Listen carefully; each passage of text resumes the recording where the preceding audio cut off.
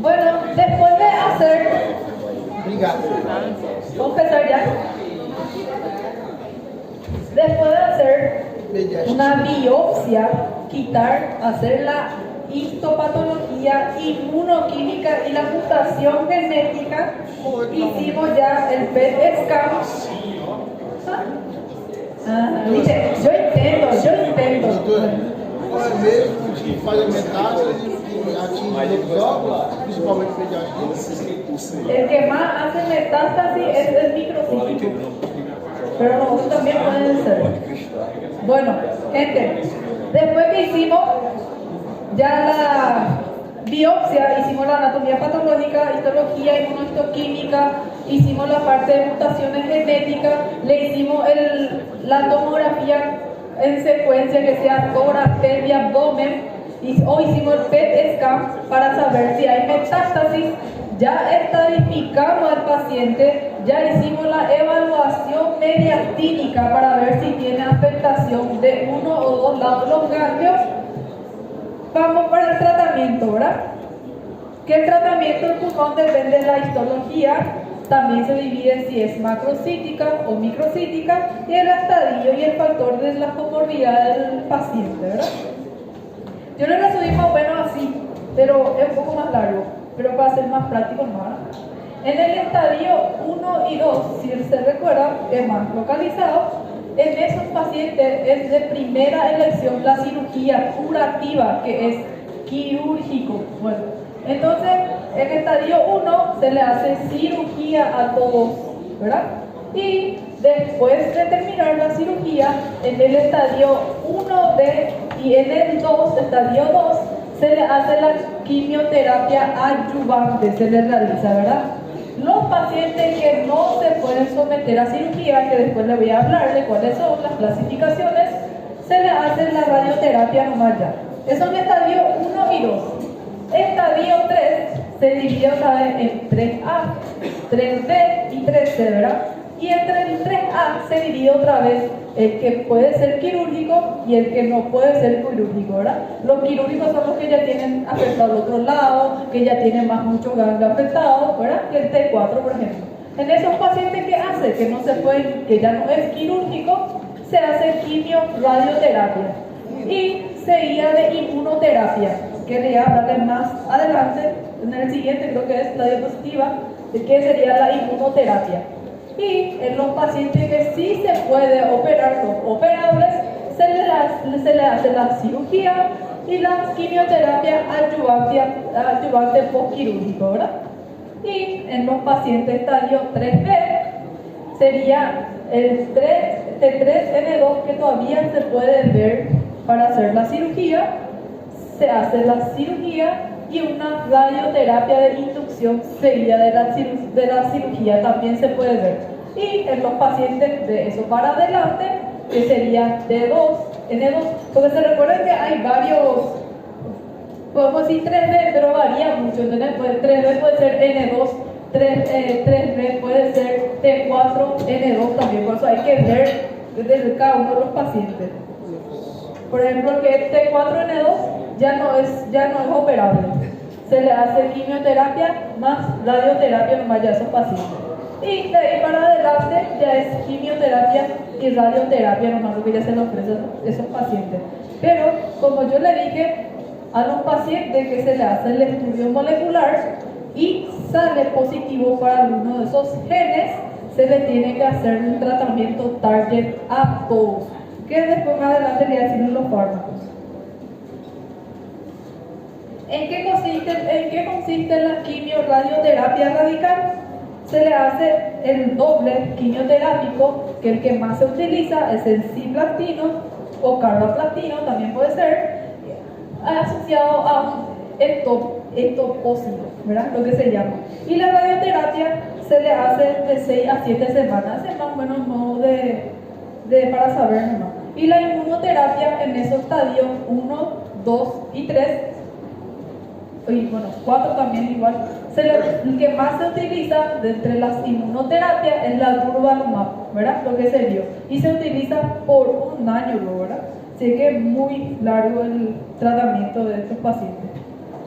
Y en los pacientes ya avanzados, que sería el estadio 4, que casi es la mayoría de los pacientes que se le diagnostica ya está en este estadio, como objetivo para estos pacientes ya en etapas avanzadas, lo que tenemos es prolongación de la sobrevida y control de los síntomas. Ya no es un tratamiento curativo en estos pacientes, ya es más o menos paliativo lo que se hace en el estadio 4, ¿verdad? Entonces, ¿qué se le hace en estos pacientes estadio 4? Ahí se inicia el tratamiento target, que le voy a hablar de los fármacos adelante. Se le inicia la quimioterapia más inmunoterapia, que yo le dije, ¿verdad? El que más se utiliza en el estadio 4, a diferencia del estadio 1, estadio 3, que sería el durvalumab, ¿verdad? Lo que se utiliza en el estadio de primera elección es el pembrolizumab, eso es lo que se utiliza. Y se utiliza por 2 años con un ciclo de 6.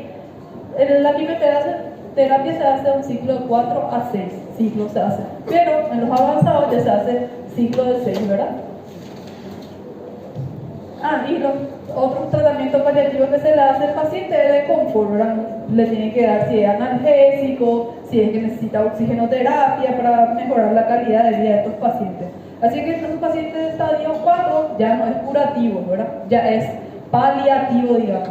Y lo que se hace es quimioterapia, inmunoterapia y terapia target en los pacientes tratamientos dirigidos. Está la expresión PDL1, que es una tinción que se hace en anatomía patológica, también que te dice si es que es bueno para realizar la inmunoterapia. Si está mayor a 50% va a tener un buen resultado, y si tiene menor a 50% no está tan indicado para realizarlo. Esta sería la clasificación que quité para la etapa avanzada, ¿verdad? Si es de célula escamosa o las otras macrocíticas, por ejemplo, ¿verdad? Se le hace la tinción, la expresión PDL1. Si es mayor al 50%, se le hace lo que es la primera elección, pembrolizumab. Y si tiene menor, no tiene eficacia, pero ya que no le vas a hacer otra cosa, se le suele dar también, ¿verdad? No hay tanta diferencia entonces. Y en los pacientes no microcíticos, que sea el adenocarcinoma o el macrocítico, se le hace la mutación genética y se le inicia si es que da positivo. Si es que no da positivo, no se le inicia el tratamiento target. Solo si es que tiene esas mutaciones, se le inicia el tratamiento dirigido, que sería el target, ¿verdad?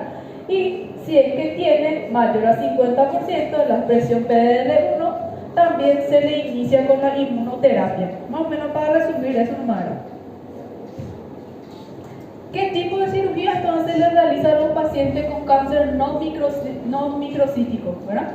Sería el más eficaz y el que más se realiza en la lobectomía. Se vio que tiene mejor resultado la lobectomía, porque la retención en cuña y segmentomía, que se quita solo un pedacito, se vio muchas recidivas, ¿verdad? Entonces no es factible. El que más se vio eficacia es la lobectomía, quitar totalmente el lóbulo del pulmón. Esos pacientes que tienen una masa muy grande, también se puede hacer una neumonectomía. O recuérdense que es mucho más riesgoso quitarle todo un lado del pulmón, ¿verdad? Pues hay que ver si el paciente va a tolerar quitarle un lado del pulmón. ¿Y cuáles son los criterios de operabilidad entonces de los pacientes? El primero es que se hace por la espirometría, ¿verdad? Por eso es tan importante la espirometría. El principal es B1, que tenga una capacidad mayor a 2000 ml de volumen, o B1 de mayor al 80%. O también puede ser paciente, se puede pensar en otros pacientes que tienen un B1 mayor a 40 y tolere por lo menos 1000 ml, pero los pacientes que tienen solo tienen ese problema, por ejemplo, si tienen una insuficiencia cardíaca, arritmia, eso ya no se le, si tienen otras patologías concomitantes, ya no se le tolera también, ¿verdad? Y menor a eso, que sería el B1, menor a 800 ml o menor a 30%, ya es inoperable. A esos pacientes ya se le hace la quimio-radioterapia normal, ¿verdad? Entonces, como criterios generales, dependiendo del estado de la enfermedad asociada, ¿verdad? Si es que está incontrolado, está muy grave, por ejemplo, también no se le hace, pero no una insuficiencia cardíaca con una fracción de eyección de 30, por ejemplo. ¿Para qué le vamos a hacer esa clase de paciente? También ya no se le realiza. Criterios cardíacos sería IAM hace 3 meses y también hay que evaluarle en los pacientes que hicieron IAM hace 6 meses, ¿verdad? Una insuficiencia cardíaca con fracción de eyección disminuida o restrictiva, una arritmia incontrolable.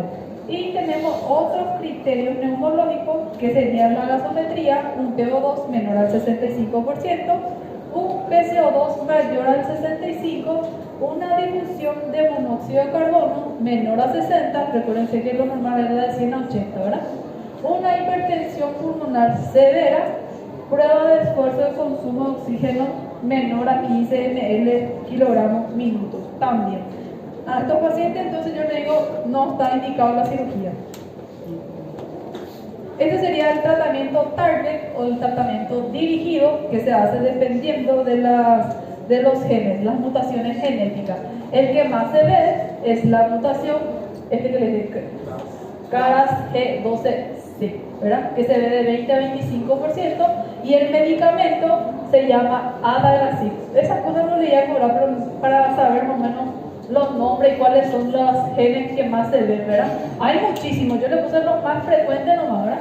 Y segundo lugar vienen los inhibidores de los receptores de crecimiento epidérmico, que sería EGFR, que se ve en 10 a 15%, y los fármacos aprobados por la federación, de Cefanatinib, Daconitinib y todo más. No voy a ni decir su nombre tan difícil que es. Como se fosse antibiograma. Tipo esse target, Tipo, es la mutación genética. A todos los pacientes ahora, por ejemplo, supuestamente se les tiene que pedir esas mutaciones genéticas.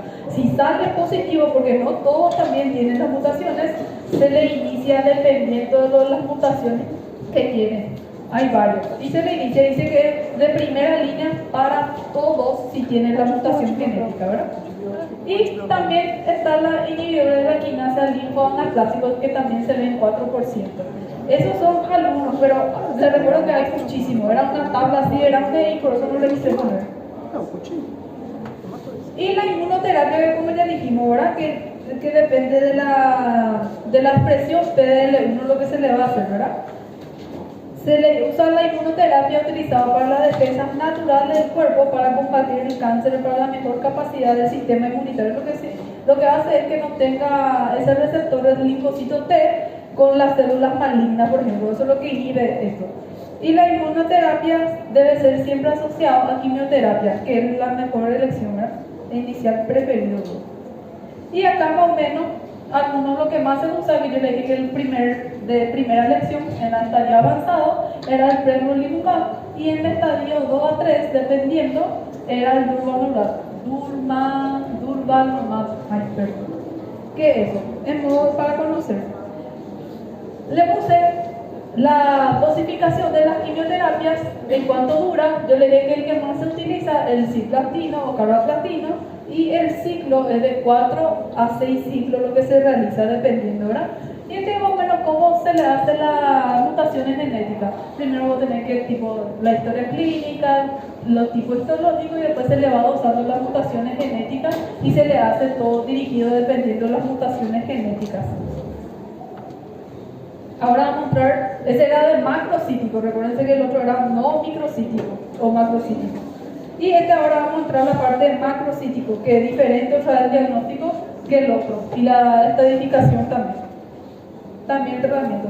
Recuérdense que los pacientes que se le hace una anatomía patológica y tienen el cáncer microcítico, sí o sí se le tienen que hacer estos estudios. ¿Por qué? Porque ellos tienen predisposición a hacer metástasis, hacen mucha metástasis. Entonces tenemos que pedirle una resonancia del cerebro para ver si no hay una metástasis. Puede ser único o múltiple también. En este ejemplo es único, pero también puede ser múltiple las metástasis, ¿verdad? Una tomografía computarizada de tórax, abdomen y pelvis para ver otras metástasis, hígado que sea suprarrenal o X, y el PET scan, el estándar para hacer todo el barrido, ¿verdad? Como le dije, la estadificación de los ganglios, la evaluación de los ganglios, aunque la mayoría de los pacientes que se les diagnostica con los cáncer microcítico ya es avanzado y ya no puede ser quirúrgico, hay a veces que vos diagnosticas temprano y puede ser quirúrgico. Entonces en esos pacientes le tenés que hacer la evaluación mediastínica también, ¿verdad? La toracocentesis, por ejemplo, si es que tiene derrame pleural, también para mandar el citológico. Bueno, ¿y cómo se clasifica entonces el microcítico? De dos formas, que sería de forma limitada y ni siempre nada, que más o menos vemos la imagen, ¿verdad? ¿En qué consiste la forma limitada? Está solo un hemitórax, como ven, y está asociado compromiso ganglionar linfático, pero del mismo lado. Y la diseminada extendida sería la metástasis a los otros órganos, ¿verdad? Que sea al otro lado del pulmón o a distancia extratorácica. Esta es más o menos la gráfica que encontré para clasificar cómo hace más o menos el tratamiento, ¿verdad? Primero se diagnostica, se ve si puede ser quirúrgico o no, para ver si es que se puede hacer la resección quirúrgica, se hace la resección quirúrgica y después se hacen los tratamientos. ¿Y quiénes son esos pacientes que se puede hacer la resección? Los que tienen T1, T2 y N0. Solo en esos pacientes se puede hacer la resección quirúrgica y después la quimioterapia no adjuvante. Pero ni el 15% de los pacientes se encuentran en ese estadio. La mayoría ya están totalmente diseminados, así que es muy difícil ser la parte quirúrgica, ¿verdad? Bueno, entonces vamos al tratamiento del estadio limitado, que sería el estadio 1, que sería el T1, T2, como le dije, se puede hacer primero la resección quirúrgica y después hacer la quimioterapia, ¿verdad? Y si los pacientes no son candidatos quirúrgicos, se le hace la quimio y radioterapia juntos. Y si es que se llega a realizar la terapia, también se puede hacer quimioterapia no adjuvante postquirúrgica, igual que el anterior que vimos, ¿verdad? Y en el estado limitado, en el estadio 2 a 3, se le hace la quimioterapia y la radioterapia. ¿Y cuáles son esos? Cisplatino más etofósforo. Casi la misma también, ¿verdad? Se hace también en 4 a 6 ciclos.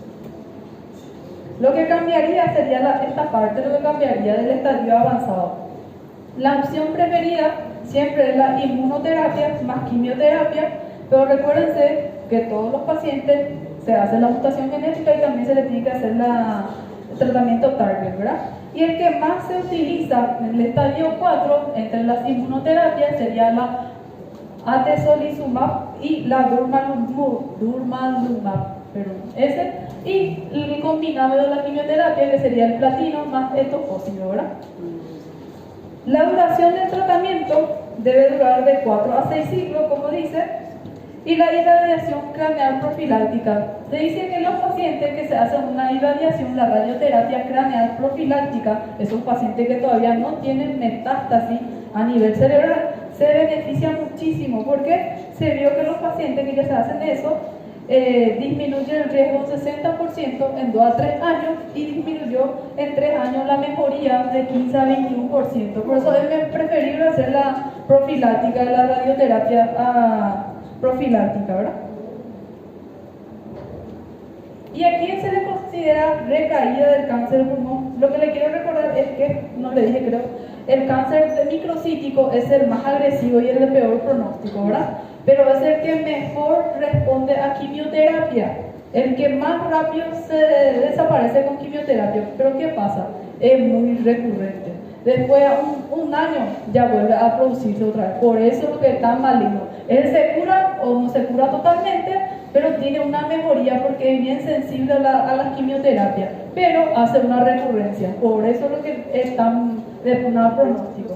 No se llega a tener una cura, solo tiene varias recaídas, ¿verdad? ¿Y qué se le considera la recaída sensible? La progresión tumoral ocurre después de los 90 días. Se hace su ciclo de tratamiento de 4 a 6 semanas y después de terminar su tratamiento vuelve el tumor. Eso se le considera a la recaída sensible. Y en la recaída resistencia es que antes de los 90 días o antes de terminar crece o cambia de forma el tumor, ¿verdad?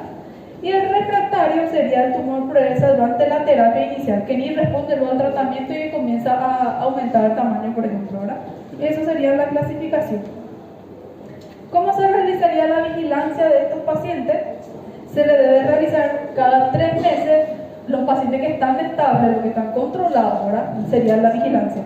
Se le hace cada 3 meses durante los años 1 y 2, cada 3 meses por 1 a 2 años, y después cada 6 meses después de los 3 años, ¿verdad?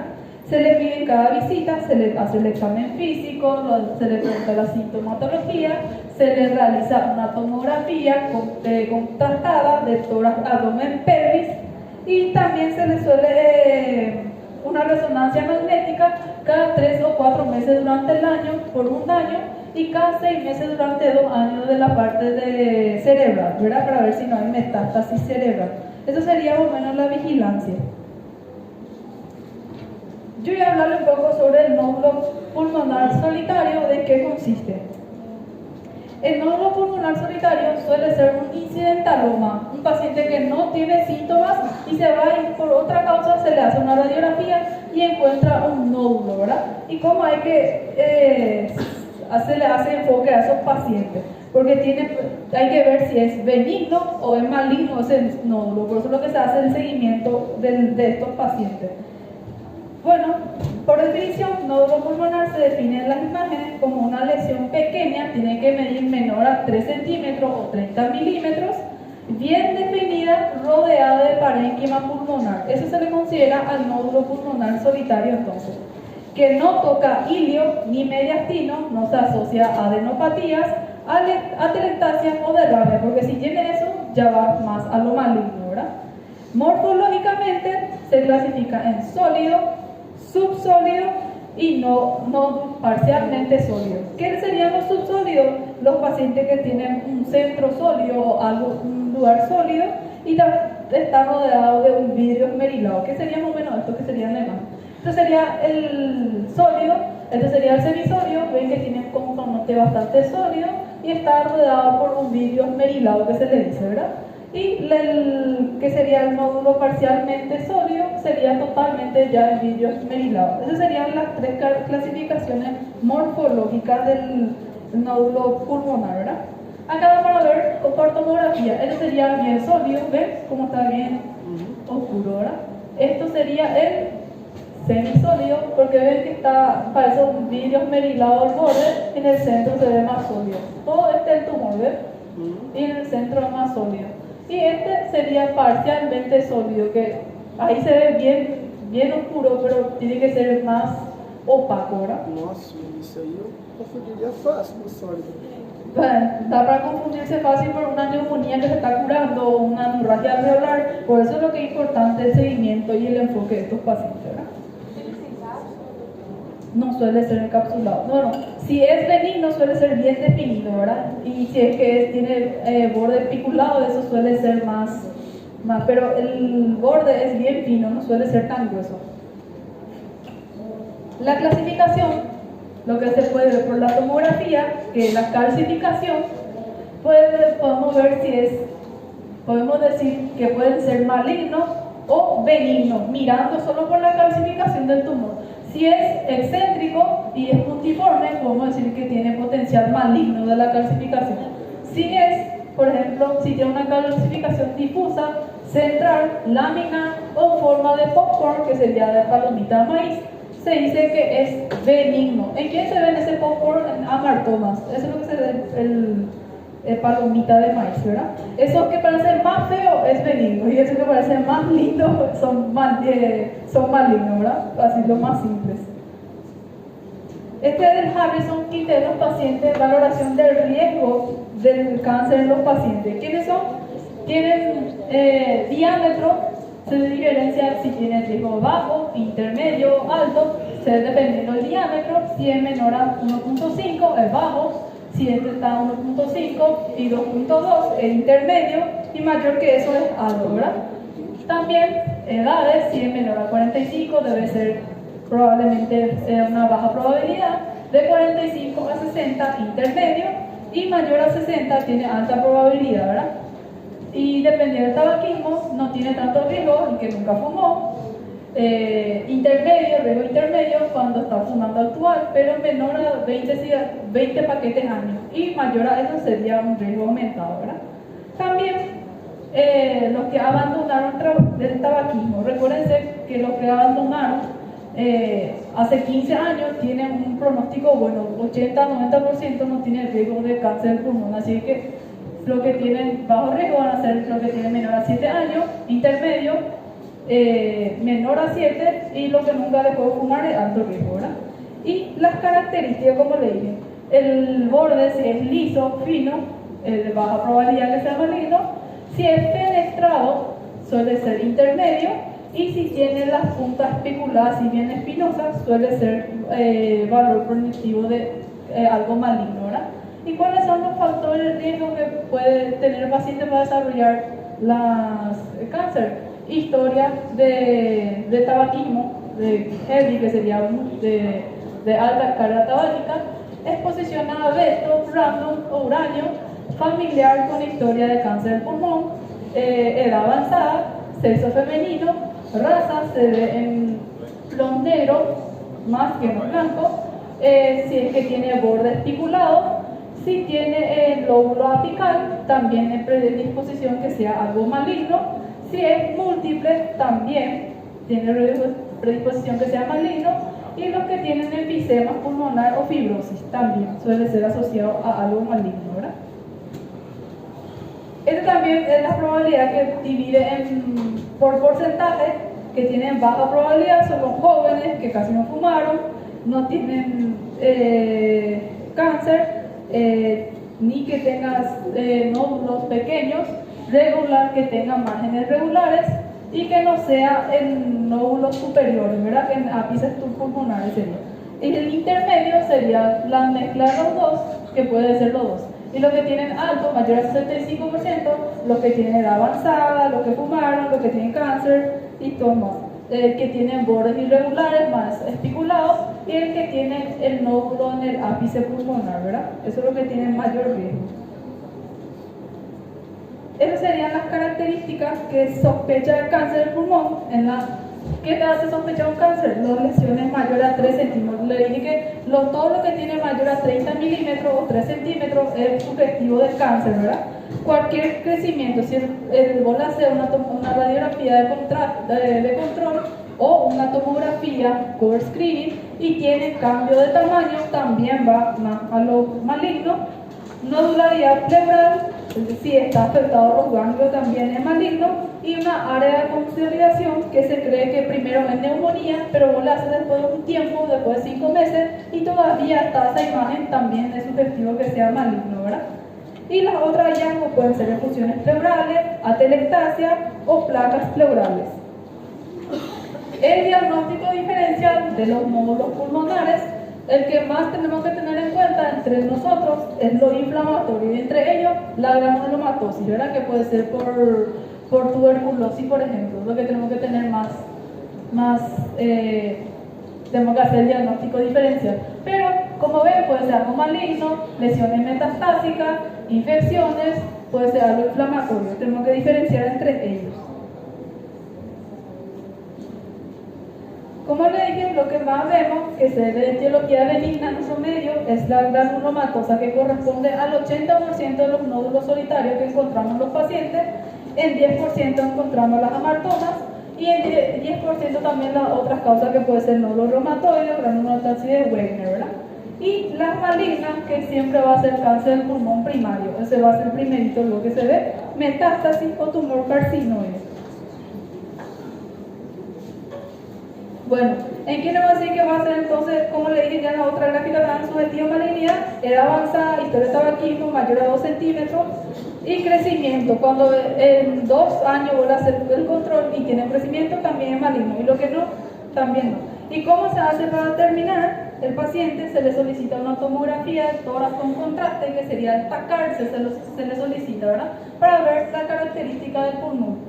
Si no están disponibles, se le puede hacer por radiografía o tomografía simples. Este sería más o menos el manejo, la evaluación, seguimiento del paciente, que hay que ver si el nódulo pulmonar es de aparición nueva o si el nódulo pulmonar está en crecimiento. Esos pacientes que tienen imágenes antiguas, o hacer una comparación con las antiguas, o el paciente si creció, dependiendo si tiene la radiografía anterior, o si está estable.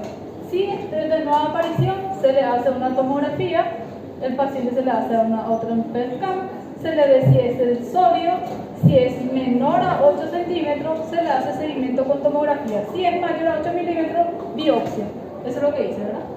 Si el paciente tiene un nódulo pulmonar y creció, sí o sí se le hace biopsia, si es estable, ya no se le hace el seguimiento.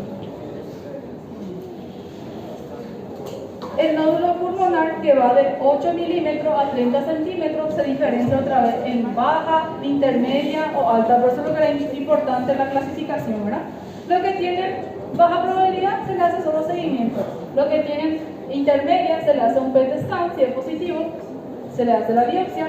Si es negativo se le indica, se le hace seguimiento con tomografía o ya se le indica cirugía, ¿verdad? Dependiendo de cómo va reaccionando el paciente también, ¿verdad? Y si tiene alta probabilidad, sí o sí se le hace la biopsia. Esto sería más o menos el seguimiento de cómo le vas a hacer ese seguimiento con la tomografía al paciente. Varía entre el sólido y lo que sería semisólido y el parcialmente sólido. El que es menor a 6 centímetros se le hace un control a los 12 meses nomás, porque es muy poco que sea maligno. De 6 a 8 meses, si tiene bajo riesgo, se le hace el control 6 y 12 meses y se le considera 18 a 24 meses. Y si tiene alto riesgo, se le hace 6, 12, 18 y 24. Si tiene un nódulo mayor a 8 milímetros y es solo uno, a todos se le tiene que hacer cada 3 meses y se le solicita PET scan o se puede pedirle PET scan y evaluar, o te vaya para hacer una biopsia, porque si es mayor a 8 milímetros puede ser maligno también, ¿verdad? Y si tiene muchos nódulos mayor a 8 milímetros, si tiene bajo riesgo, se le hace el control 3, 6, se le puede evaluar 18 y 24, y si tiene alto riesgo se le hace 3, 6, 18 y 24. Eso es lo que sería el seguimiento. Y los que son parcialmente sólidos, los que tienen menor a 6 milímetros, no se le hace control. Los que son mayor a 6 milímetros, se le hace control 6 y 12 meses. Se le pide después a los 3 años y después a los quinto año también se le puede solicitar para control, ¿verdad? Los que tienen menor a 6 milímetros, ya le dije, no se le hace el seguimiento. Si tiene mayor a 6 milímetros y es parcialmente sólido, se le hace también 3, 6 y se evalúa si se le hace a los 5 años. Y si es múltiple y es menor a 6 milímetros, de 3 a 6 meses se le hace el control, después a los 2 años y después a los 4 años. Y si es mayor a 6 milímetros, se le hace a 6 meses y se ve si es que es necesario, si no ya no se le continúa también, porque los múltiples y que son ya de virus merilados suelen ser complicaciones de neumonía o algo así, pues ya no se le hace el seguimiento. Hasta ahí.